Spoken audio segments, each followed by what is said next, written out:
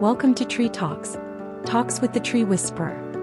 Your host, Kevin Lee from KRL Tree Service, brings a lifetime of tree work experience and a solid foundation in botany to every episode. Welcome and enjoy. Good morning, tree lovers.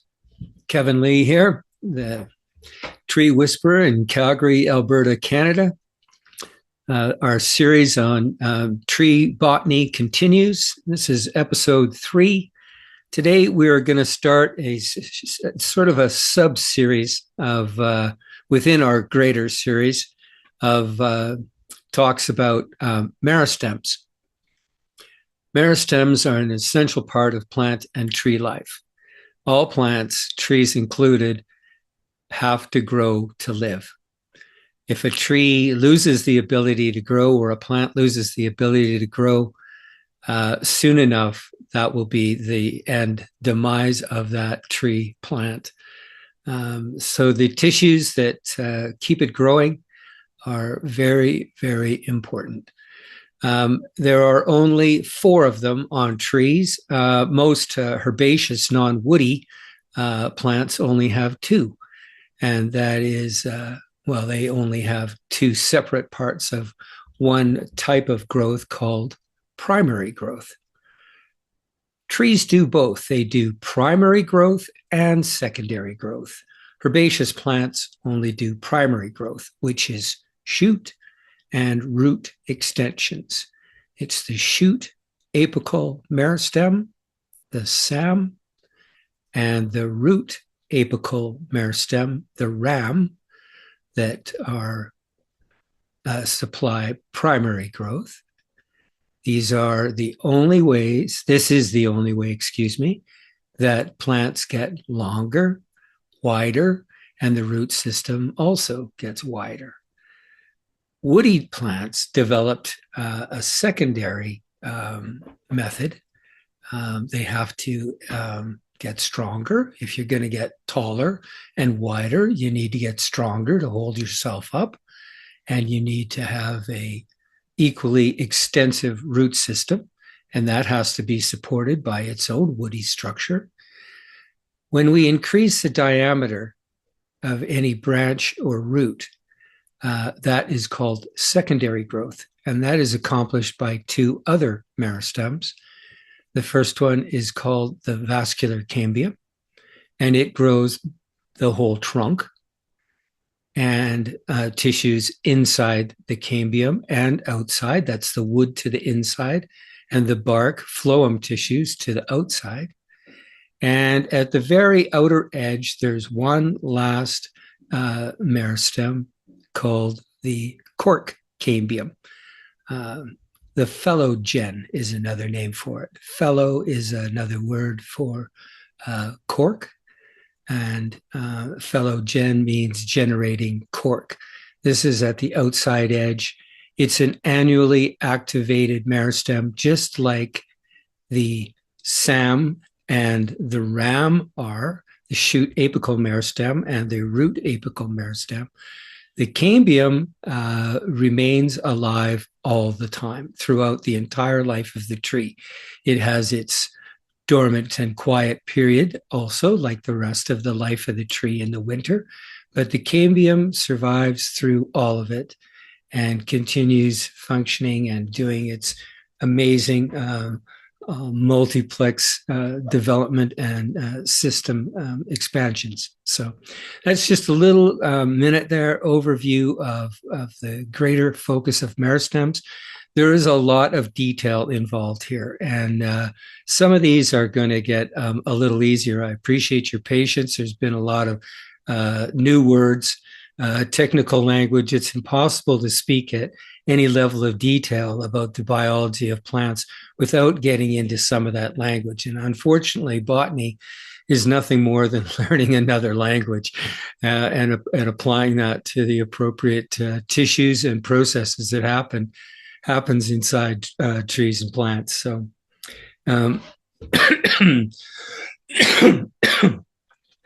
as I said, today we are going to focus, leave the greater study of all of that meristematic activity and just focus on one thread of it, called the RAM, the root apical meristems. Okay, so it's root primary growth. Now, at the very tip of what happened last year with the root growth, the current year's growth, just like leaves, is a soft, non-permanent tissue. Primary growth can turn into a permanent part of the tree's structure, but it doesn't always do that. For example, deciduous leaves only last a season, and many times underground on many species of trees, the new seasonal non-woody roots come and go. Some of them sometimes only are alive for about a week. As soil conditions change, rain changes, application of water from the outside changes, the roots adapt almost immediately. And where there are resources, water and the ions, the essential elements that the tree has to do its chemistry, that is where we will get root growth. So there's two types. We have the non-woody root that grows off of a woody root, which is more than 1 year old.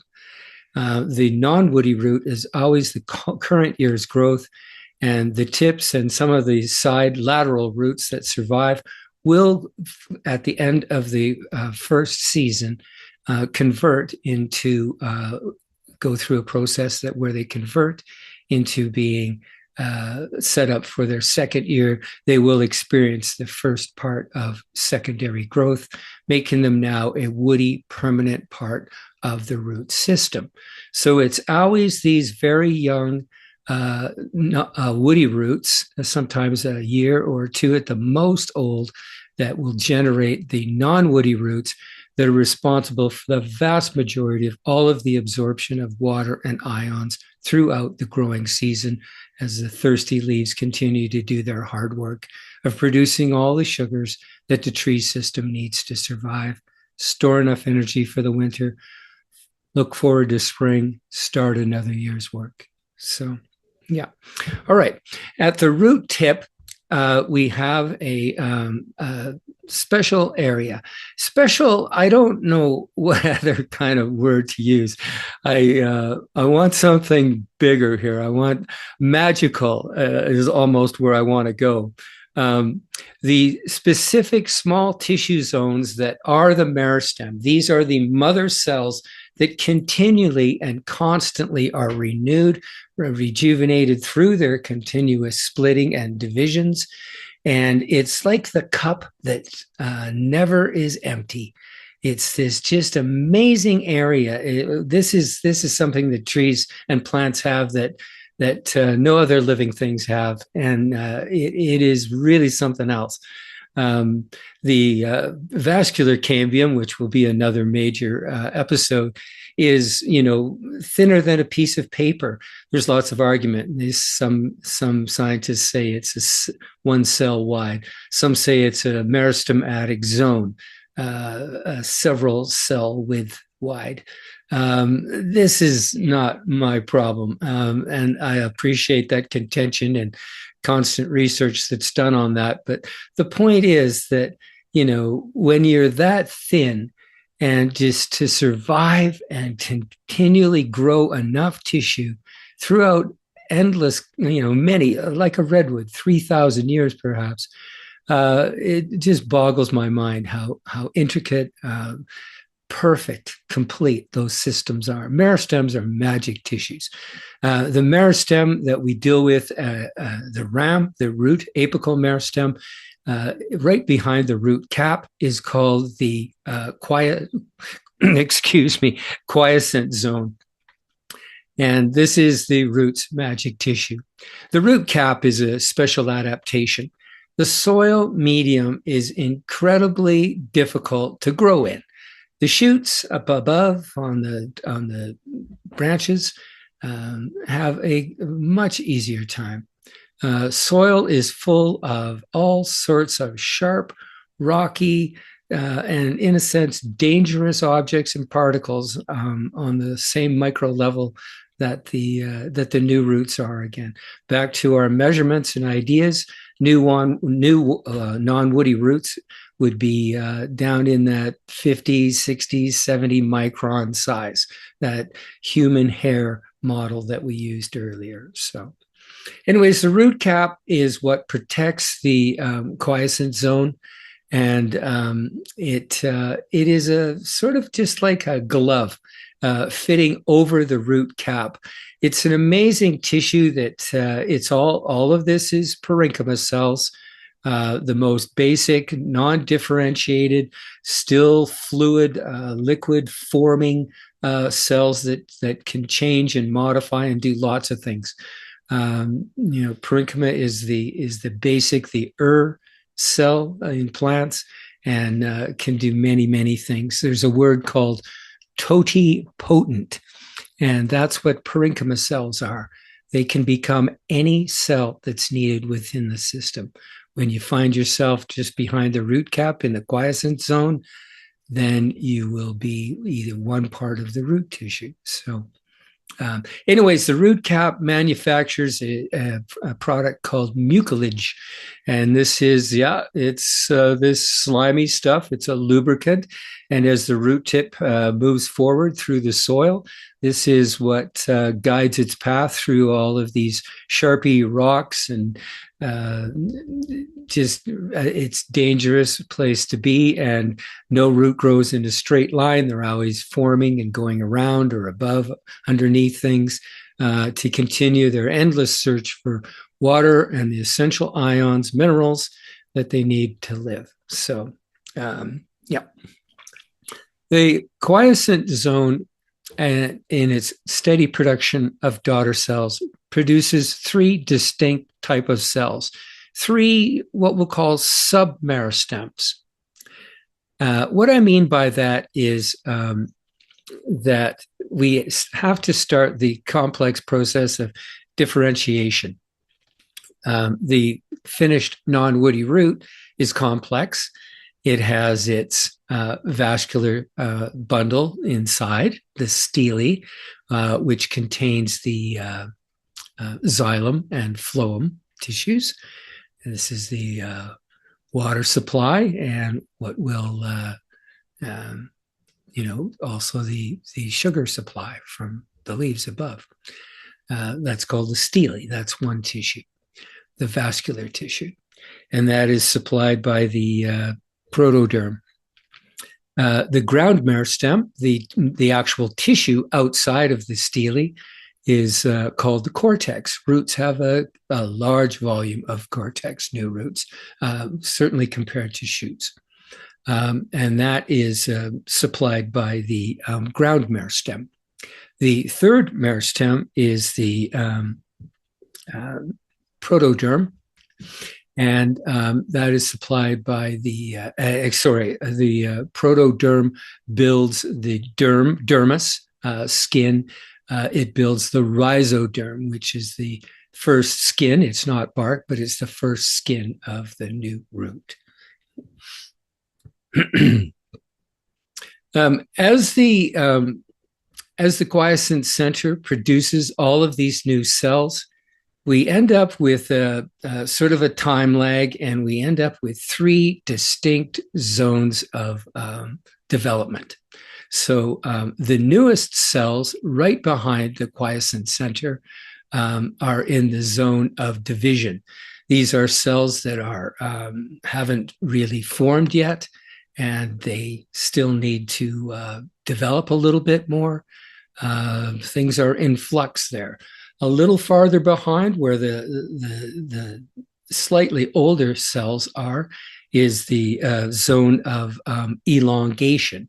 And this is where the cells are going to attain their final size and final place within the new root tip and carry on that way.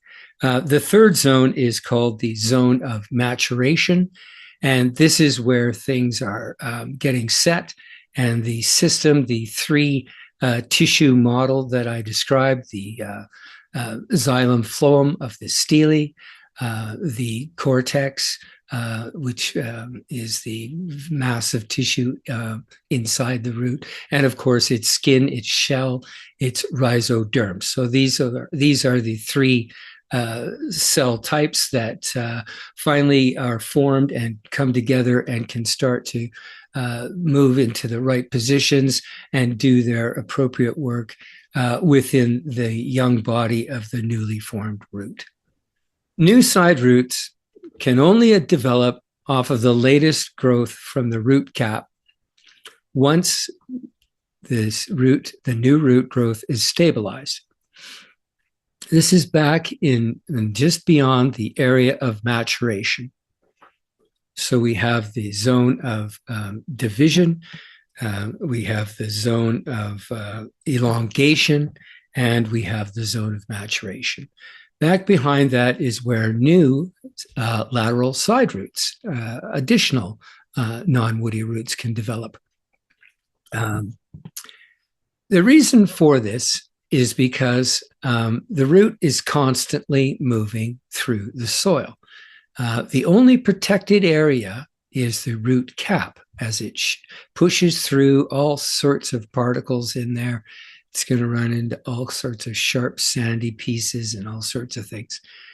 Without that root cap and its mucilage protection, the new root just couldn't survive in the soil. And so it's the same thing with its laterals. We have to wait until there's a certain maturation has occurred. And at that point, then the root is no longer moving. It will stay in that position forever as long as it's alive. And it's at that point, back past the area of maturation, where new side roots occur. Roots are always subject to a natural process called gravitropism. Now, what this is that the roots exhibit what we call positive gravitropism, meaning that they know which way is up and they know which way is down. And they always grow down. So it's just another little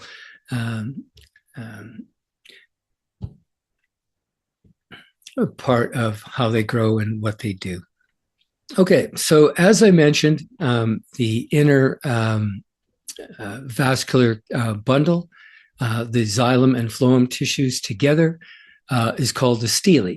The stele has a couple or three layers, but we won't get into all of that fine detail. But wrapped around the stele is another tissue called the pericycle. The pericycle is just like a tube around the tubes of the xylem and phloem tissue, and it is also meristematically active. And it's there that new root, new softwood root hairs can be developed. And once they do, they push straight out, perpendicular to the root. They pass through all of the cortex. They pass through the rhizoderm, the outer skin of the root. During that journey, just as they leave, they've developed their own new root cap. And they are now out in the soil and doing exactly what their parent root, the tip just farther back, is still continuing to do. So we have this endless branching with new non-woody roots that are formed by the pericycle that are only coming out in a zone that we call the maturation zone, which is no longer moving through the soil and would be dangerous to the new soft non-woody roots. So what is the major job of the non-woody roots? As I spoke of earlier, we're going to do the vast majority of the absorption of all the water and all the minerals, ions that the tree needs to live. That's what non-woody roots do in their varied seasonal growth, as I mentioned, sometimes for only a week. They're bringing up all the water and all the minerals.